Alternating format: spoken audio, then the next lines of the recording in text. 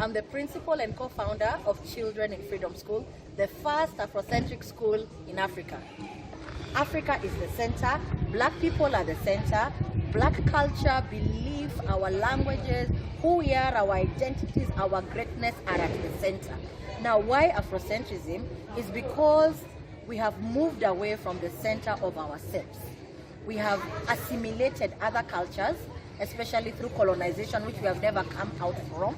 And so we want ourselves back in the center. We want our identities to shine. We want our strengths to shine. And that's the only way we can be relevant to the world. That's the only way the African child will be able to sit next to their peers abroad and be comfortable because they're already great within themselves.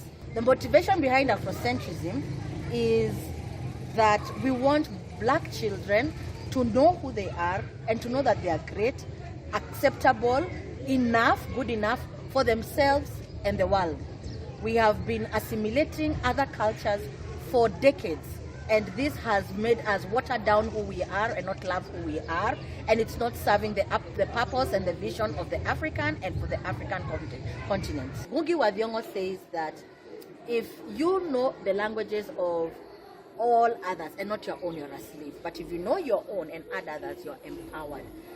Verily also the clothes that we wear, the cultural, Afrocentric, African print, traditional cultural clothes that we wear, they affirm who we are. Can you imagine not liking your own things, your own visions, your own art, your own style? You're a lost person. You're just assimilating what other people have told you that is what is good, and you're living yours, which is where your greatness is, where your genius is, your creativity, where your God is. That is what you're living. The reason we edify our mother tongue, our African colors and prints, African attire, is because this is who we are. Our culture carries our heart, our soul, our mind, our essence. And if we go by dressing how maybe the British showed us how to dress in school, how the British showed us how to speak in school, that should be an addition. It should be just like more of exposure. It should not be the center. First, we should start with our own mother tongue, our own colors, dressing code, everything, our own Afrocentrism, Africa-centeredness, and then we are happy to add from Europe, from America, from anywhere else in the world. There's a difference there where we say when we start with ourselves and add, we are empowered. When we start with others and then we forget who we are enslaved. And that is a Ngugi wa Thiong'o quote. Future for Children in Freedom School, actually what we are doing here is just to be an example and a gold standard.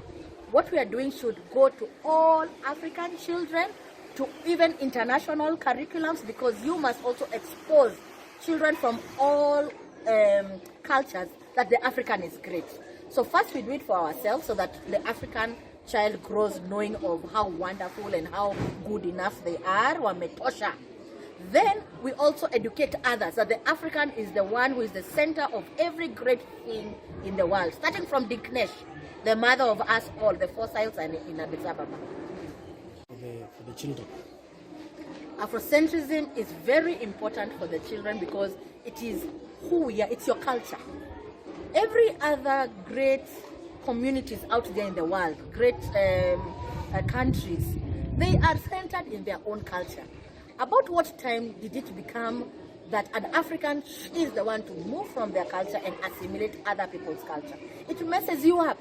If an individual doesn't know who they are, doesn't know their heart, their soul, their community, their values, it messes them up. You're a dilute version of yourself. In fact, you're apologetic to be an African. But when we go the Afrocentric way, you are powerful in your own self. You are assured of your own self. You look at this black and you're like, it's like gold, it's the best. So you're not thinking of yourself as a lesser being.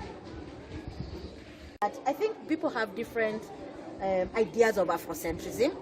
Children in Freedom Afrocentrism also embraces globalization, because an African should be able to use their talents and their greatness anywhere in the world.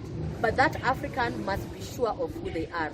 So we also expose them to other cultures, other languages, but our heart and the center is the African language and culture first, and then we bring other partnerships and other collaborations from other places in the world.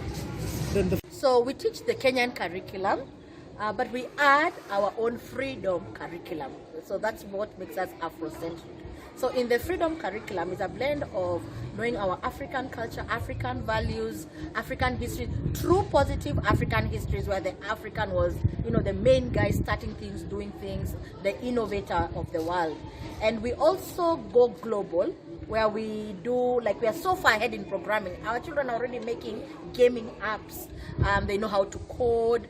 We speak French and Mandarin. So it's actually a curriculum that's based on empowering the African to be a global citizen. You cannot be global, kama ujijui, you don't know who you are, you are looking outside. You cannot be great if you are looking outside. Look inside, grow yourself, then let's work with others outside.